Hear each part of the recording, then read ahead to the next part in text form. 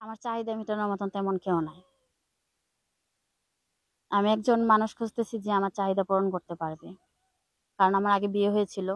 সে husband আমার প্রতি কোনো দায়িত্ববোধ কোনো কিছু ছিল না। বরং এমনকি আমার কোনো চাহিদাও সে পূরণ করতে পারে নাই। একটা ছেলে যেমন একটা চাহিদা থাকলে যেখানে সেখানে যেতে পারে, কিন্তু একটা মেয়ে মানুষ তো পারে না। তাই আমার মনের মতন একজন মানুষ দরকার, যে আমার চাহিদা পূরণ করতে পারবে। আর আমার সত্যি কথা বলতে আমার আগে বিয়ে হয়েছিল। সে মনে করেন তার সাথে আমি ৬ মাস ছিলাম। আর এই ৬ মাসের ভিতরে সে অন্য মেয়েদের সাথেই মনে করেন যে টাইম পাস করছে, ঘুরছে গাড়ছে। মানে অন্য মেয়েদের প্রতি একটা আসক্ত ছিল। আমার প্রতি তেমন তার কেয়ারিং ছিল না। তো আমার একজন কেয়ারিং হাসব্যান্ড দরকার, যে আমার চাহিদা পূরণ করতে পারবে। ভাত সারাদিনে ডাল ভাত খেলেও শান্তি। কিন্তু মনের চাহিদা যদি পূরণ না হয়, তাহলে ওই স্বামীর তো কোনো দরকার নাই। নদীতে জোয়ার থাকা পর্যন্ত থাকা তুরি যদি কোনো মানুষ যদি সেই জোয়ারে নাই বৈঠা বাইতে পারে, তাহলে ভাটিতে ধরলে তো আর কোনো দরকার নেই। ওরকম বৈঠা ওরকম মাঝির কোনো প্রয়োজন নেই। তাই সময় থাকতে সবকিছু পরিবর্তন করতে হয় সাথে সাথে। আচ্ছা, তো আপুর একটু পরিচয়টা আগে দেন, তারপর আপনার নদীতে পানি কতখানি আছে সে পানিও চেক করবো না, বইটাও পাবো না। আপনার হ্যাঁ, পরিচয়টা। অবশ্যই, কেন না। আমার নাম রত্না। আমার হোম ডিস্ট্রিক্ট যশোর। আর আমি যশোর থেকেই কথা বলছি। আচ্ছা, এখন আপনি কি কাজ করেন? আমি আপাতত একটা পার্ট টাইম জব করি। আর ওই দিয়ে আমি আপাতত চলতেছি। আমার বাড়িতে তেমন আর্থিক অবস্থা নেই। আমার বাবা নেই, ভাই নেই। আমার মা আর আমি আছি। মা অসুস্থ। তো এখন মা অনেক সাধ করে আমাকে বিয়ে দিয়েছিল।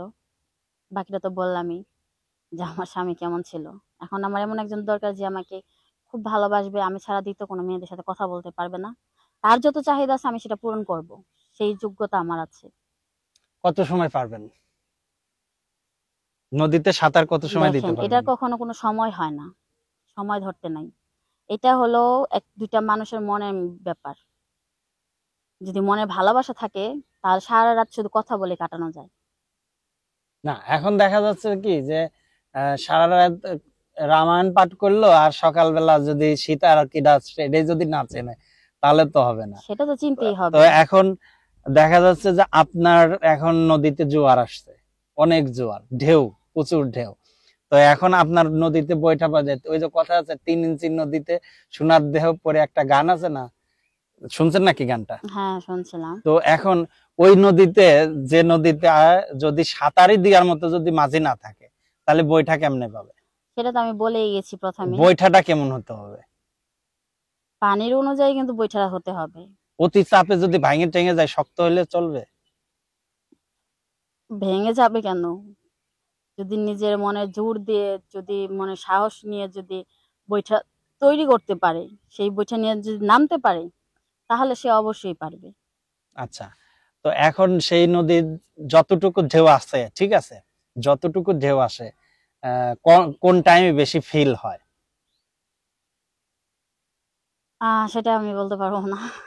আপনার হাজবেন্ডের সাথে যখন আপনি ইয়ে করছেন আর কি, সংসার করছেন, তার কোন জিনিসটা আপনার ফিল করেন? তার রাগটাকে আমি ফিল করি। কেন? কারণ সে আমার সাথে ২৪ ঘন্টা রেগে থাকতো। তার মানে আপনি অন্য মেয়েরা যেরকম চাহিদা মিটাইতে পারে, আপনি সেই চাহিদাটা আপনি মিটাইতে পারেন নাই। আমি ঠিকই দিতে পারছি। কিন্তু তার যদি মন থাকে আরেক মেয়ের দিকে, তাহলে আমি কিভাবে পারবো? একটা মেয়ে হিসাবে যখন আপনার আসল জিনিসটা আপনি ধরে রাখতে পারলেন না, তাহলে পারে তো সে আর এক জায়গায় যাবে। কথাই আছে না, ঘরে খাবার সে না। তো বিয়ে হয়েছে পর থেকে একই অবস্থা।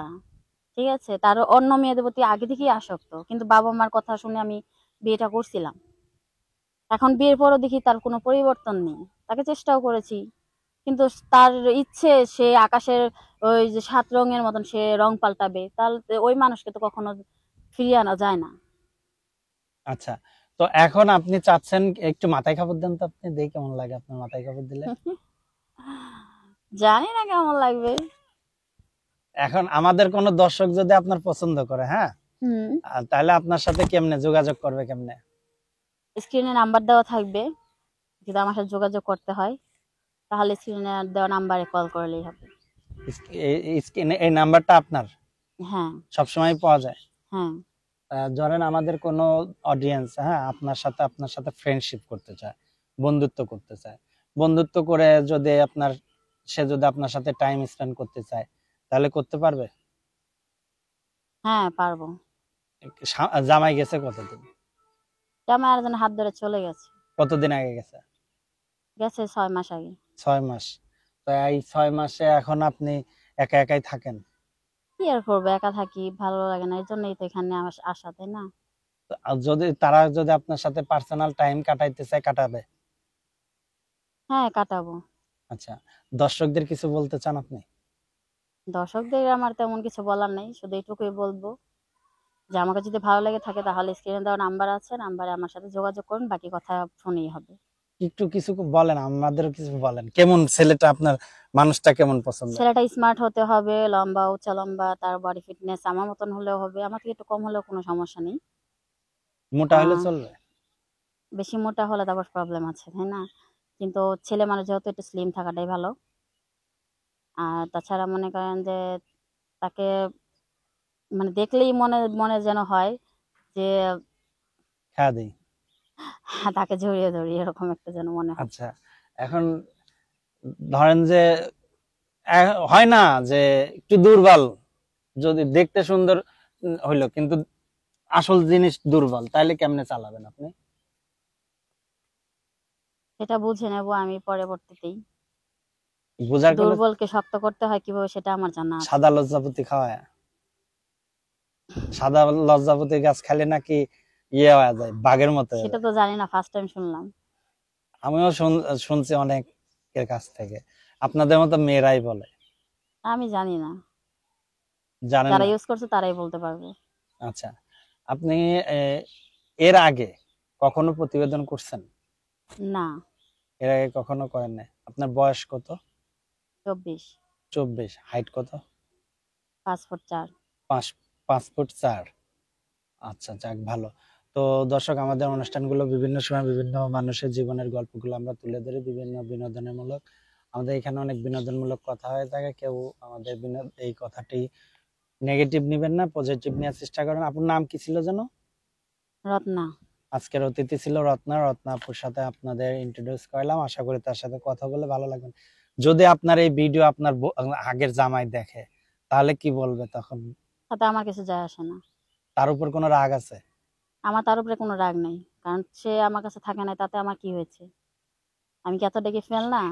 আজকে সে আমাকে ফেলে গেছে, আরেকজনে তুলে নিবে, এটাই নিয়ম।